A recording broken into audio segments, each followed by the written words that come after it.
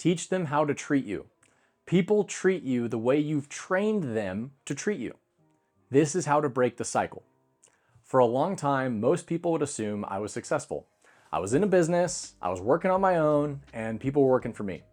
But the truth is, inside I was in turmoil because I couldn't connect with the people around me. I struggled with my friends, I struggled with my employees, and I struggled with my spouse. I struggled for a long time because I didn't understand the circuit of relationships. To change the other person, it's easier to change what we're giving them, and in turn, they'll change what they're giving us. Give love to get love. Give truth to receive truth. Give security to receive security. If you want something to change, you must first change yourself. Change yourself before trying to change the world, or change yourself to change the world. Because the world is just reflecting the energy back to you of what you have given it. If you're putting out insecurity, you're going to be getting back insecurity. If you're putting out doubt, you're going to be getting back doubt. And this seems like a simple concept, but it applies to everything that you do in business or in life. And here's 3 practical lessons that you can take and apply in your business and your life. And the third one is the most important. So because if you don't get this one right, I promise you it's just a matter of time until your entire life falls apart. But before we get there, we have to build to it. So let's start with rule number 1, which is mastering the 1-3-1 rule. Lesson number 1, use the 1-3-1 rule in your business. Back when I started a property management company, I had an amazing contractor. She was an amazing cleaner, the best contractor that I'd worked with. She communicated well, she did cleans at an awesome rate, and she was just a joy to work with. And so as I grew, she told me that she could do unit turns. So I gave her a shot. And guess what? She did awesome on unit turns. She did at a great price, she communicated well, and she got them done well. And so then I was like, man, I found a real rock star here. So I hired her and promoted her up into a leasing agent and eventually promoted her up into a property manager. The problem was that she was not capable of being a leasing agent or a property manager. I had her buy a computer to be a part of this. And then one day I was telling her how to work leads, and I was like, okay, open up your computer, open up your browser. And she asked me, what is browser? I was like, oh no. But I didn't take that hint and I continued to work with her. And the problem was every time we had a problem, she would come to me with the problem for me to problem solve. And so I was the one that was doing all of the problem solving for her because number 1, she wasn't capable of doing it. And number 2, I was doing a very poor job of being her leader and having her problem solve and having her take care of the problems. I was just playing Superman, and it felt cool for a while until I started to grow and I had more teammates doing the same thing. Eventually, I had to let go of this lady and I brought on a new team member. And this new team member knew how to open a browser. And so I was like, okay, we got this. At this point, I should be fine. He's competent. He actually had property managed hundreds of units before for over a decade. And so I thought, it will be good. Well, then the same thing happened. He would come to me with problems, and so was the rest of the team. Everyone was coming to me with problems. And so what I had to do, what I learned from this situation was I implemented the 1-3-1 rule. So what is the 1-3-1 rule? The 1-3-1 rule is when there is a problem, you come to me with the problem, but before you come to me with the problem, you say, what are 3 possible solutions to that problem? After you go through all 3 solutions, you then give me 1 recommendation for what you recommend we do. And so the 1-3-1 rule teaches problem, 3 solutions, 1 recommendation. And what this really does is it teaches the team to think for itself. And so this is how I trained my team on how to treat me and how I train the world on how to treat me. Using the 1-3-1 rule, now it teaches people to problem solve before they come to me, and I don't just play superhero. I actually play pretty dumb until they come to me with solutions. And that is how you train people. So now you know how to train others on how to treat you using the 1-3-1 rule, which applies in your both business life and professional life. In the next lesson, I'm gonna teach you how to have you treat you. And I call this C's don't get degrees. So for this one, I'm just gonna let you know, I had a maintenance tech that worked for my property management company for a while, and he was very much of a C player. He was older, he didn't know how to use technology very well. We'd catch him, falling asleep or going to McDonald's several times a day, not doing what he's supposed to do, or just always being delayed and slow on what he's supposed to do. On top of that, he would be not working with residents very well. He wouldn't communicate with them very well. He'd say he'd be there and then he wouldn't be there. He'd be stuck at McDonald's or asleep at McDonald's or whatnot. And so we just had a lot of issues with this guy. However, he did know how to do all the maintenance things. He had been doing it for years.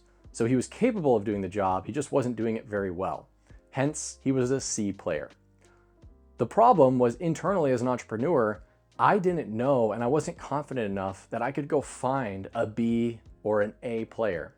And so I thought, if I can just get this guy to do his job, well, it's easier for me to keep him there than it is for me to go find someone and train someone, especially if I go end up with a D instead of a C or a B or an A. And eventually it got to a point where I put him on a performance improvement plan, and this guy no call, no showed one of our meetings. And that was the last straw. I knew I had to make a change, but it wasn't because I wanted to. I was forced into it. And honestly, I kept this guy around for half a year longer than I should have. Eventually, I posted an ad. I hired a maintenance tech that came from a small town, and he was an absolute rock star. We started to see our maintenance requests start to drop down to 0. He was able to clear out the entire queue. We started to see our average score go from a 3 to a 4.8 out of 5. And we started to see our renewal rate for the region go from 30% to 60% because people wanted to stay because things were getting done. So it was an enormous shift in our organization when we got an A player, but I was so scared to get that A player.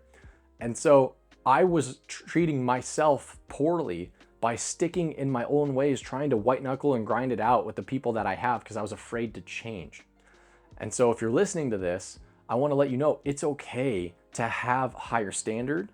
It's okay to have confidence within yourself, within your organization, to go do the thing that is necessary to raise the standard. So when you talk about treating yourself, you must treat yourself with respect because C's don't get degrees in life. You will fall to the level of your standard. And so it's really important for you to raise it up to a B and then an A for your standards for you and your life to grow.